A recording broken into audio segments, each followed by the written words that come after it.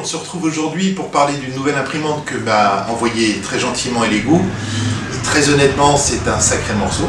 Je vais vous parler aujourd'hui de la Giga Storm Orange. Voilà, alors, vous le voyez, elle est énorme. J'ai été obligé de revoir l'agencement de mon atelier pour pouvoir la caser. Mais je vais vous la présenter en totalité. À savoir une imprimante si grande, est-ce que c'est utile, est-ce que ça donne des bons résultats, et puis on va regarder toutes ses caractéristiques. En tout cas, c'est un sacré morceau et je suis ravi de vous la présenter. Pour ce qui est des caractéristiques de la machine, en structure c'est une XY Core mais non fermée. On verra après qu'il y a la possibilité très simplement de la fermer par des panneaux plexi. Son format d'impression c'est 80 cm par 80 cm par 1 mètre de haut. Voilà, c'est génial pour faire des life-size ou des grandes pièces. Pour ce qui est sa vitesse d'impression, alors il faut tenir compte que la vitesse d'impression elle est quand même de 300 mm/s, ce qui est pas mal compte tenu de la surface d'impression. Et ça c'est dû notamment à la carte mère qui est une 4 cœurs à 1,5 giga, et permet une accélération de 5000 mm/s².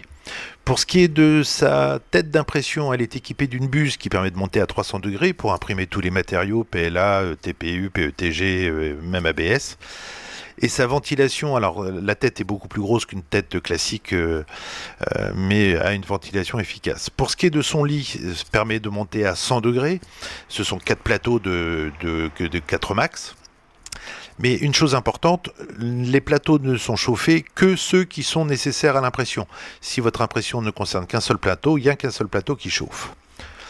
Pour ce qui est de l'impression multitête, parce que c'est une machine qui permet une impression multitête, mais attention, il y a un petit bémol, c'est que on peut mettre jusqu'à 4 têtes, mais pour imprimer 4 fois la même chose. Et c'est dommage que, alors peut-être que ça viendra par une adaptation logicielle, mais se servir des 4 têtes, notamment pour un multicouleur, et pouvoir, alors sur une surface moins grande, mais de pouvoir imprimer en multicouleur, ce serait quand même pas mal. Au moment où je fais la vidéo, le prix de la machine sur le site elegoo.com, le vrai site de Elegoo, est à 2499,99 €.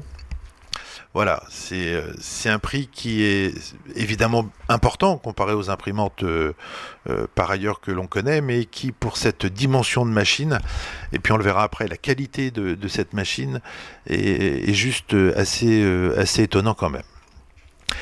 Pour ce qui est la taille de la machine justement, on est à 1224 par 1124 par 1425, mais attention, c'est la taille de la machine, parce que la surface au sol nécessaire pour son fonctionnement est un petit peu plus grande. C'est dû à deux choses, le support bobine qui est déporté à l'arrière du cadre, et l'écran qui dépasse un petit peu dans la partie avant. Alors pour le support bobine, on verra, j'ai modélisé des pièces qui permettent de mettre les bobines au-dessus de la machine, ce qui me permet de pouvoir accoler la machine le long d'un mur sans être bloqué par ces porte-bobines extérieures. Puisque je vous parlais de sa structure Y-Core, j'ai vu sur le net des gens qui l'ont déjà modifié, je trouve ça vraiment intelligent. Vous voyez, par des plaques plexi qui sont mises en place sans aucun percement du cadre.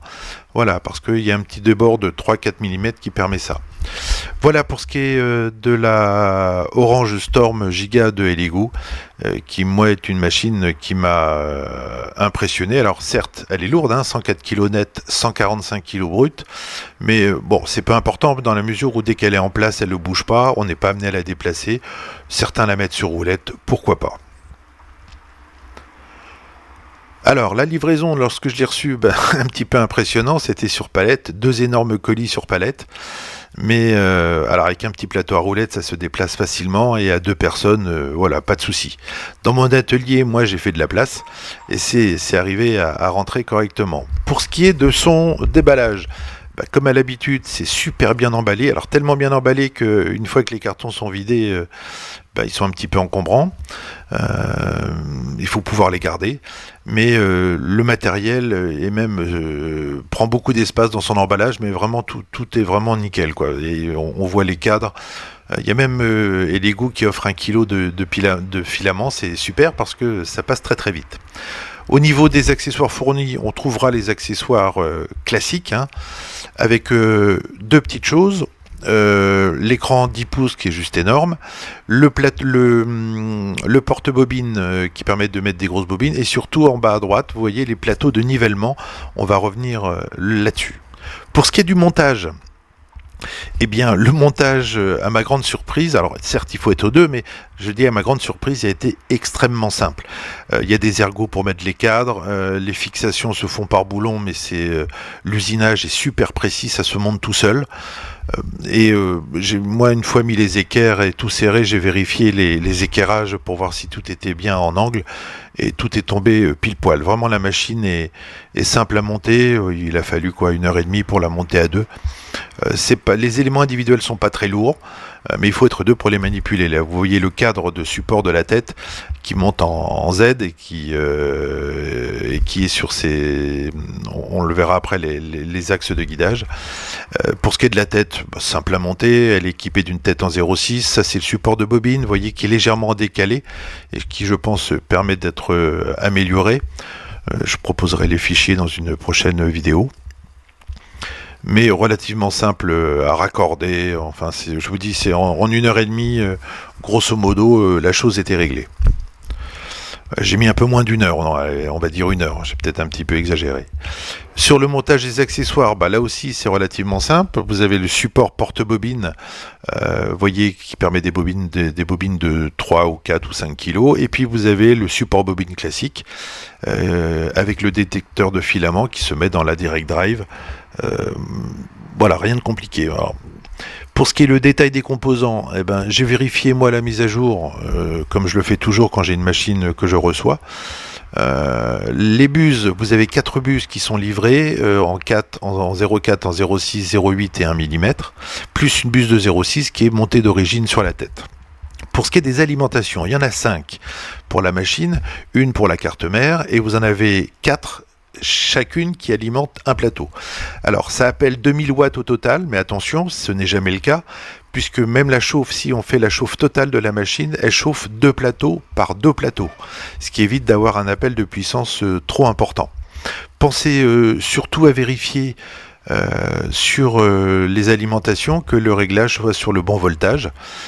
Ça évite des petits soucis. Pour ce qui est de la carte mère, je vous l'ai dit, c'est un quadricœur 1,5 Go. On voit là, vous voyez au milieu à côté du ventilateur, la petite antenne Wi-Fi qui mériterait d'être déportée. Je pense que ce sont des améliorations à faire. Quelques détails que j'ai aimés. Alors bien évidemment, c'est une machine sous clipper, Wi-Fi avec le port USB et le port LAN. J'ai aimé le petit rajout qu'ils ont fait sur la tête, qui est un petit tube qui évite au PLA de trop se plier lorsque la machine est en position basse et qu'elle tire sur le fil, parce que ça crée un petit peu d'angle, mais je n'ai jamais rencontré le souci. En tout cas, c'est un détail de fabrication que j'ai trouvé agréable. Et puis cette petite cornière qui évite que le fil s'accroche. Là, vous avez la différence de la tête entre la Neptune et la Orange. Et la tête est due à la buse un peu plus longue. Et puis surtout aux ventilateurs qui sont juste énormes, parce que pour refroidir rapidement lorsqu'on veut imprimer vite, c'est nécessaire d'avoir des ventilateurs costauds, et ceux-là, ils soufflent pas mal. Vous avez ensuite, pour la qualité de fabrication qui m'a impressionné, les axes de montée de ce fameux cadre qui supporte la tête, parce que vous avez une vis sans fin et un guide, sachant que ce que vous avez là sous les yeux est multiplié par 4. Il y en a 4, 2 de chaque côté, pour venir assurer la montée du plateau. Et vraiment, quand on regarde en détail la qualité de fabrication, c'est vraiment top. C'est du costaud aussi, parce que vous voyez, la vis sans fin a un diamètre de 15 mm, presque 16. Et le guide du plateau qui à côté a lui un diamètre de 25. Et je peux vous assurer que le plateau il bouge pas du tout, quoi. Voilà, c'est une qualité de fabrication, on n'est pas dans un domaine professionnel, mais semi-professionnel, et c'est quand même pas mal. J'ai également beaucoup apprécié puisque la machine est grande, ça n'aurait pas été agréable d'avoir des fils partout, d'avoir ces chemins de câbles qui protègent tous les cordons et tous les raccordements. C'est vraiment très propre. Dans les deux axes, en X et en Y, il y en a. Et c'est vraiment super propre. Voilà, l'ensemble de la machine vraiment m'a donné une impression de solidité et de finition. Tout se met vraiment pile poil. Aucun jeu, c'est vraiment un bonheur. Pour ce qui est le leveling maintenant, eh ben, deux levelings sont possibles. Le premier, un leveling manuel point à point, qui est à faire dès qu'on reçoit la machine. Alors à partir de l'écran, qui est un 10 pouces, 10,1 pouces je crois, vous mettez la machine en position de réglage manuel, et ce qu'elle va faire, c'est qu'elle va se positionner sur les plateaux, que je vous conseille de mettre en chauffe avant, et elle va fonctionner en deux temps. Vous voyez, dans un premier temps, on fait les deux premiers plateaux, et on va mettre ces fameux plateaux troués qui libèrent, qui rendent accessibles en définitive des vis de réglage individuel, donc 9 par plateau, et la tête va venir prendre ces points, elle vous indique la mesure, vous passez au point suivant et le point qu'elle vient de faire qui est libéré, vous pouvez l'ajuster avec une clé à Allen. C'est simple, c'est fastidieux, c'est un petit peu long, mais c'est relativement simple à faire. Voilà, vous voyez, elle prend une mesure, et puis dès qu'elle libère le point, on va sur la mesure qu'elle a libérée, et puis on revient, sachant qu'on choisit le nombre de fois qu'on revient sur n'importe quel point. Une fois que les deux premiers plateaux sont faits, on passe sur la partie arrière, et on recommence le jeu, où elle prend ses mesures, et puis ensuite on vient corriger point par point. Je vous le répète, en appuyant sur les points, on amène la tête exactement où l'on veut, donc on peut revenir 10 fois sur un point s'il pose problème. Il n'y a pas de limitation de temps. Moi, en environ 1h30, j'ai réussi à amener tous les plateaux à zéro. Je vous dis, c'est fastidieux, mais c'est extrêmement simple. Et c'est presque une idée qui aurait été bonne sur l'ensemble des imprimantes plutôt que ces satanées molettes. Le deuxième leveling est un leveling automatique. Bon, là, véritablement rien de nouveau. On remet les PEI aimantés, donc prenez soin de bien les positionner pour qu'ils soient jointifs. Et puis on lance la machine, comment dirais-je, à faire son nivellement. Elle vient cartographier l'ensemble du plateau. Voilà, là-dessus on retrouve un process classique à l'ensemble des imprimantes. Alors, vous le voyez sur les côtés, mais bien évidemment toutes les courroies se tendent, se règlent. Enfin voilà, vraiment rien à dire sur sa qualité.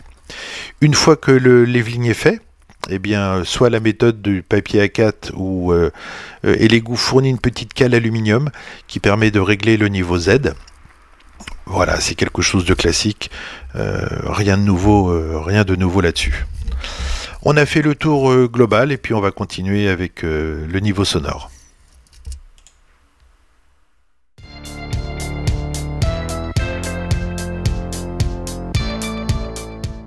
Pour ce qui est des niveaux sonores, c'est toujours un petit peu délicat. Là, vous avez ma pièce dans le silence, qui quand même mesure 30 dB, et dès que je mets uniquement la machine en route, sans le ventilateur, elle passe à une cinquantaine de dB. C'est ce que l'on a. Voilà, pour vous montrer la différence, la machine est allumée, le ventilateur est éteint, je mets en route le ventilateur. Vous voyez que la différence de bruit est quand même sensible. Sachant que les bruits et les sons sont un peu exagérés à l'enregistrement de la vidéo. Vous voyez, je l'éteins. Voilà, ça fait une petite différence. Ventilateur allumé, le niveau sonore monte évidemment. Là, on est en condition d'impression en fait, et on voit qu'on est sur environ 65 dB à peu près, je me tais.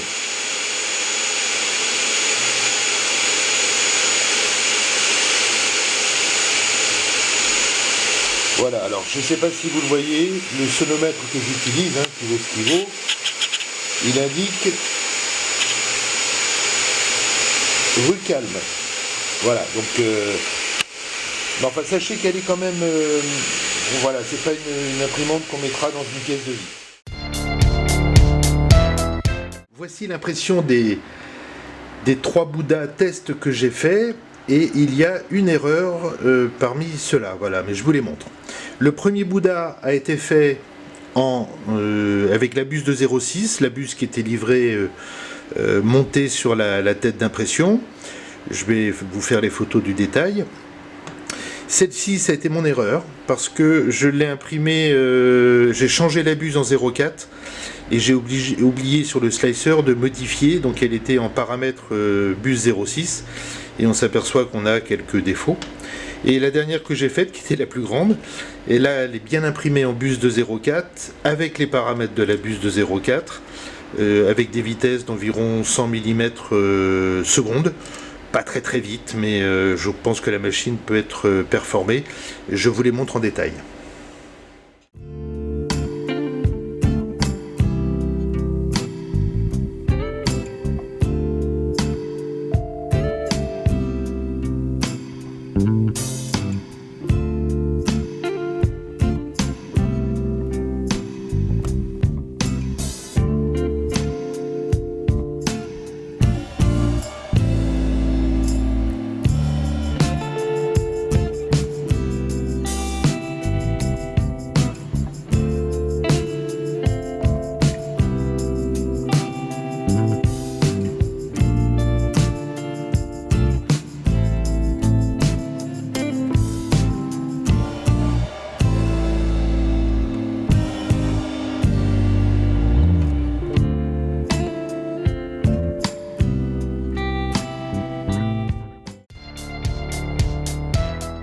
Autre test que j'aime bien faire lorsque j'ai une machine, que je règle une machine, c'est de faire un petit test de leveling du plateau après l'avoir réglé, bien évidemment. Vous voyez, j'imprime ce petit fichier que vous trouvez facilement sur Internet qui permet d'imprimer des bandes qui occupent l'ensemble de la surface. Alors ça utilise relativement peu de PLA et ça permet d'ajuster si besoin le niveau Z, notamment sur les premières couches. Alors concernant la Orange Storm, eh bien, je vous parlais de bien ajuster les différents panneaux qui sont aimantés. Eh bien, on le voit là. Alors, à la première couche, ça se voit un petit peu. Dès la deuxième couche, ça disparaît. Mais il faut vraiment prêter une attention à bien les rendre jointifs et pas, vous voyez, le petit écart qu'il y a, ne pas avoir ces petits jeux. Autre fichier test, c'était le test à 1 mètre de hauteur pour aller au maximum de la machine. Alors vous voyez, j'ai fait une pyramide qui m'a présenté un peu plus de stabilité, bien que vers la pointe c'était un petit peu difficile, mais en utilisant le maximum des 1 mètre de hauteur. Je vous montre, mais je ne sais pas si ça vous donnera grand chose à l'image, la totalité des 1 mètre d'impression. Donc là on est au début, et là j'ai marqué de 10 cm en 10 cm. Donc voilà, je vous montre 10, 20, 30, 40, 50, 60, je ne dois pas me tromper, hein, oui, 70, 80, 90. Et là, je vous ferai un gros plan parce que à partir du 90, la qualité d'impression 95, les 5 derniers centimètres, c'est un petit peu dégradé. Alors, c'est pas dû à la machine, je vais vous le montrer en vidéo, c'est parce que lors de l'impression, la tête faisait vibrer le haut de l'impression. Voilà. Mais il faut reconnaître que 1 mètre de long, c'est quand même assez exceptionnel. Alors, l'impression est terminée à 1 mètre de haut. Bon, très sincèrement, on constate, mais c'est dû surtout au fichier, pas trop à la machine, c'est que ma pièce, en fait, elle, à 1 mètre de haut, elle n'est pas assez stable. Alors, c'est un problème que vous n'aurez pas si vous faites un print un peu plus conséquent en largeur, plutôt que cette pointe qui, je crois, fait 9 mm de haut en hauteur. Vous voyez, elle bouge un peu.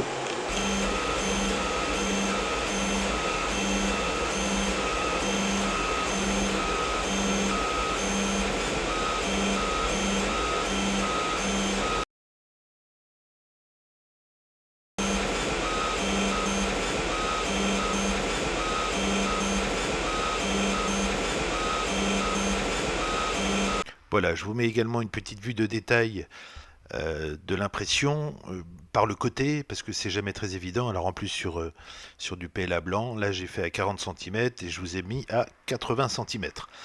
Alors, je ne vous cache rien, donc j'ai eu des échecs et en l'occurrence c'était un tube que j'ai essayé d'imprimer à 1 mètre de haut et qui est tombé.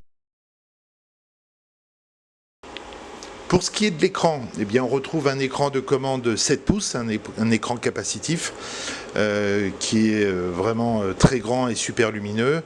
On trouve dans un premier lieu la page d'accueil. Et là, vous voyez en bas, c'est l'indication de la température du plateau et de la tête que l'on sélectionne. Bon, là, la machine, elle est simplement allumée, donc on est aux alentours des 20 degrés. Ici, on peut commander la ventilation manuellement, l'allumage de la LED au-dessus de la tête d'impression. Au niveau de l'impression, malheureusement, nous n'avons accès qu'aux tests, qu'aux fichiers présents sur la clé USB et pas aux fichiers présents sur la mémoire, auxquels on accède directement sur le PC via Clipper.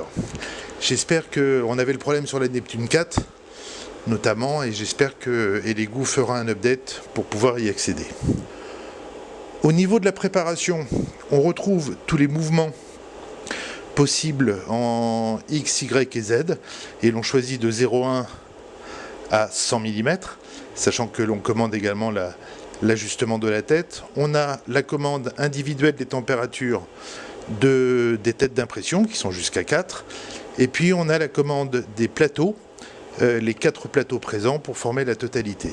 Ici, vous avez les pré-réglages ABS, PLA, PETG, TPU, pour pouvoir mettre la tête en température et charger ou décharger le filament. Au niveau des paramètres, on retrouve ce qu'on veut allumer ou éteindre, le détecteur de filament, la température, bien évidemment la langue, la luminosité, enfin vous voyez. Ici on a un contrôle en un clic et l'on choisit ce que l'on veut faire en autocontrôle. Un contrôle complet, c'est-à-dire la vibration, l'input shaping, la détection PID, c'est la température de la buse pour avoir une température constante, et le nivellement automatique. On revient en arrière. Ici, évidemment, on peut arrêter le moteur ou revenir au paramétrage d'usine. En paramétrage avancé, on peut soit commander, vous voyez l'input shaping, le PID, de manière indépendante. On peut activer le mode de vitesse adaptatif et puis on peut attaquer la mesure de la plateforme. C'est le réglage manuel qui permet de régler à l'intérieur, vous savez, les 36 points de réglage des plateaux. Au niveau des réseaux, ce sont les réseaux accessibles et puis le réseau sur lequel on est connecté. Et sur l'info, on retrouve toutes les données de l'imprimante. Et enfin, le nivelet. Et là, soit on fait le nivellement automatique, soit on affiche les données de la mesure que l'on a faite. Voilà, on a fait le tour comment dirais-je, ça c'est la mise à jour. On a fait le tour de ce que présentent les commandes de l'écran. Alors sur le slicer, comme je vous le montre, maintenant sur la version Orca Slicer 2.2, eh bien, le profil officiel entre guillemets de l'Orange Storm est présent. Alors c'est quand même pas mal parce qu'il existait des patchs qu'on pouvait trouver sur le net, mais c'est quand même mieux quand c'est quelque chose qui est directement entré à partir de logiciels.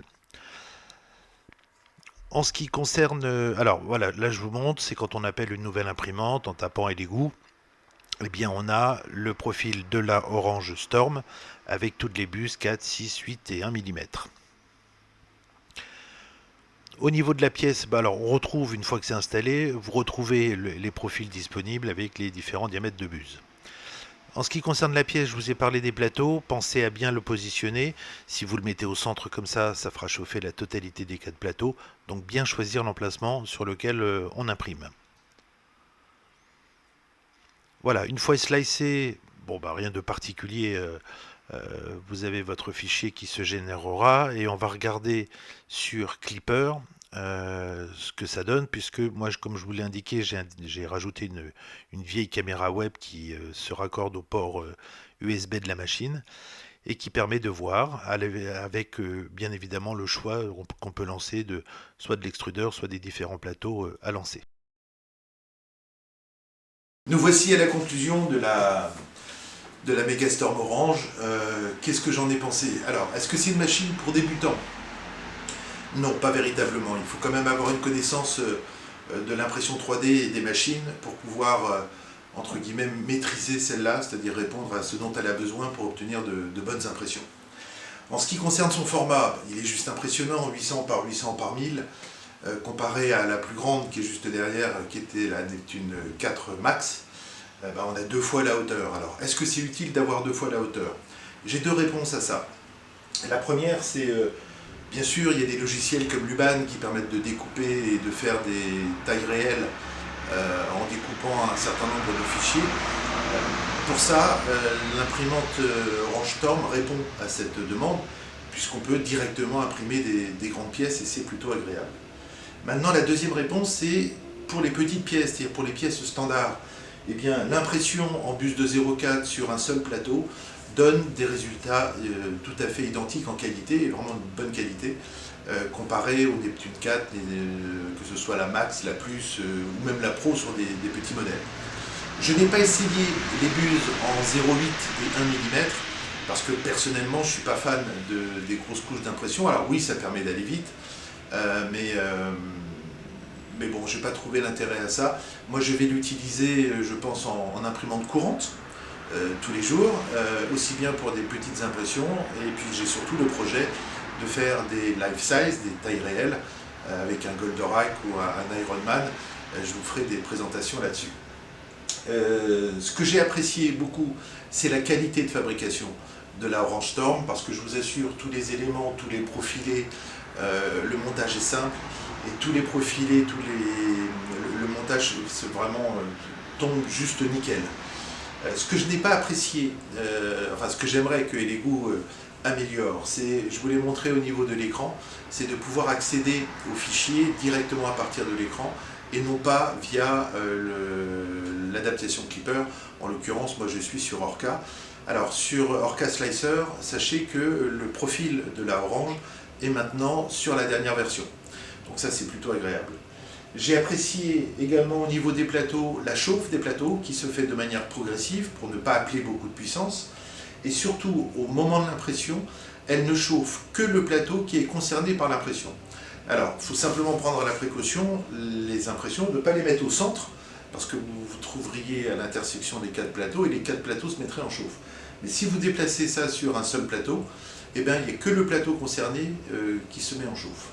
J'ai apprécié aussi les accessoires que l'on peut mettre dessus, parce que la caméra, là moi j'ai monté une petite caméra, une vieille caméra web que j'avais et qui fonctionne très bien, parce que elle n'est pas forcément dans la même pièce où vous êtes, et de pouvoir surveiller les distances, c'est plutôt une bonne chose. J'ai apprécié aussi, vous ne le voyez peut-être pas, mais il y a un léger décalage en retrait des montants de support, ce qui permet de pouvoir isoler la machine avec des plaques plexi, de manière à avoir moins de pertes de chaleur, parce que comme les plateaux sont au niveau du sol, et que la chaleur monte, ils sont d'autant plus sensibles, entre guillemets, au courant d'air. Donc je trouve que fermer latéralement, c'est une des choses que moi je ferai sans doute prochainement. Voilà, que vous dire d'autre? Que cette machine m'a impressionné. Alors, je ne suis pas un fervent à dire que du bien de Elegoo, mais chaque fois que je trouve leurs machines qui sont à des prix relativement abordables, alors abordable pour celle-ci c'est 2200 €, je crois, c'est tout à fait relatif évidemment, mais elle répond vraiment à un besoin et la qualité de fabrication est vraiment top. Les pieds réglables, quel que soit le sol, on trouve facilement à la positionner. Voilà, j'ai pas grand chose à ajouter, alors n'hésitez pas, si vous avez des questions spécifiques ou si vous voulez que je vous montre des choses, à le dire en commentaire, et je le ferai avec plaisir, j'essaierai d'y répondre. Voilà, si vous avez des points, des spots particuliers à regarder. Enfin voilà, bonne machine, impressionnante machine, et ça me donne envie d'aller explorer quelque chose que je n'avais jamais fait, qui sont les life size, les tailles réelles, de pouvoir imprimer en grand format. Si, petite chose que j'ai moyennement appréciée, c'est le principe d'alimentation de la bobine. Alors soit c'est le support de bobine de 1 kg tout à fait classique que vous trouvez, mais ça va vite. Quand vous lancez une impression, ça consomme assez vite.